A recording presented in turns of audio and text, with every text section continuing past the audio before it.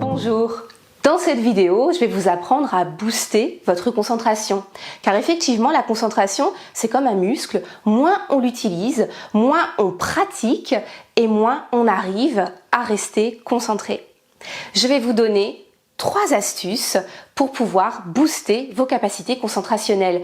Car effectivement, à l'heure actuelle, entre les mails, les SMS, les appels, les personnes qui viennent vous parler en situation de travail, même si ça vous fait plaisir, ça vient inévitablement vous déconcentrer. Et autour de moi, mes coachés me parlent de plus en plus d'une très grande difficulté à pouvoir accomplir des séquences de travail concentrées. Je m'appelle Nolwenn Bernat-Chassolan de NBA Coaching. J'accompagne depuis 15 ans les managers et top managers au développement de leur plein potentiel. Abonnez-vous à ma chaîne YouTube, rejoignez ma liste de mails privés pour recevoir des conseils et vous aussi vous améliorer. Alors c'est parti! Premier conseil pour booster votre concentration. Commencez par réduire le bruit, le réduire, voire même l'annuler. Car comment rester concentré lorsque vous êtes en permanence sollicité par des pop-up qui vous rappellent qu'un mail vient d'arriver, par des notifications sur toutes les applis que vous avez sur votre smartphone ou dans votre ordinateur, ou encore une fois par des personnes qui viennent vous déranger car vous n'avez pas signalé sur votre agenda que vous souhaitiez vous concentrer. Il s'agit donc de vous déconnecter. Vous coupez votre téléphone, voire même, je vous conseille d'enlever toutes les notifications, même en dehors des moments où vous ne souhaitez pas travailler spécifiquement votre concentration. Lorsque vous souhaitez vous concentrer sur une tâche, déconnectez-vous de vos mails pour cesser d'avoir ce flux entrant. C'est parfois très difficile. Le premier conseil que je vous donne, il est à la fois très simple, évident, mais très compliqué à mettre en œuvre. On a une énorme résistance, on a peur de rater quelque chose d'essentiel. Mais vous allez voir, je vous demande pas grand-chose, car mon deuxième conseil va porter sur le sprint concentrationnel. Car oui, une fois que vous avez éliminé ce bruit ambiant, il va falloir pratiquer la concentration comme un sprint qui dure 10 minutes. Vous pouvez vous déconnecter pendant 10 minutes. Vous pouvez enlever les notifications. Vous pouvez demander à un collègue d'attendre parce que vous irez le voir dans un quart d'heure pour discuter du point sur lequel il voulait vous solliciter.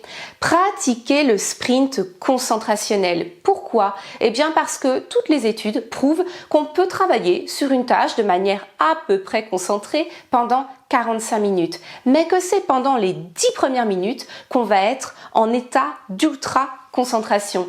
C'est donc ce que vous devez chercher à obtenir.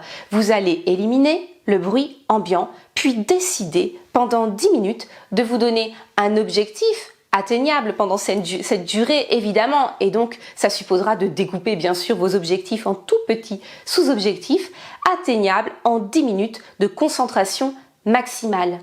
Troisième conseil qui va vous permettre de rester concentré pendant 10 minutes en pratiquant le funambulisme. Vous allez être funambule sur le fil de votre pensée.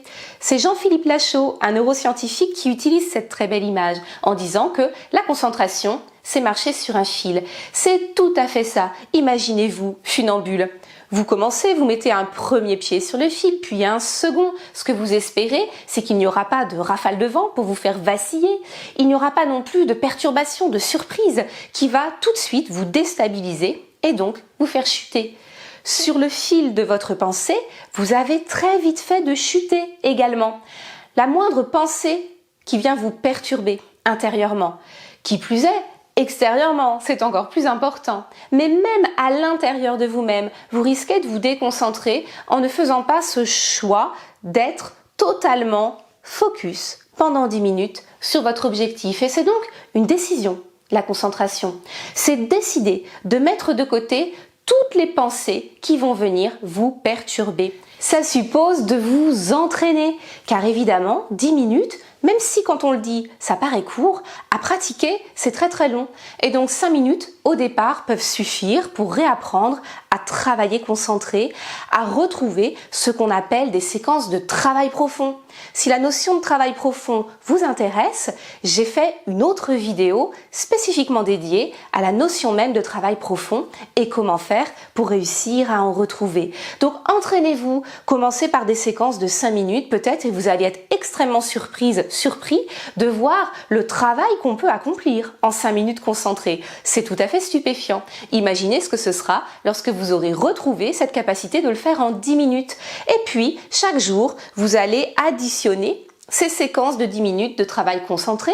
Je vous invite à en faire le répertoire, à noter sur une feuille de côté pour pouvoir vous encourager aussi et voir à quel point votre apprentissage se fait. Car encore une fois, la concentration, c'est comme un muscle. Moins vous pratiquez, plus vous la perdez, plus vous vous entraînez et plus vous serez efficace.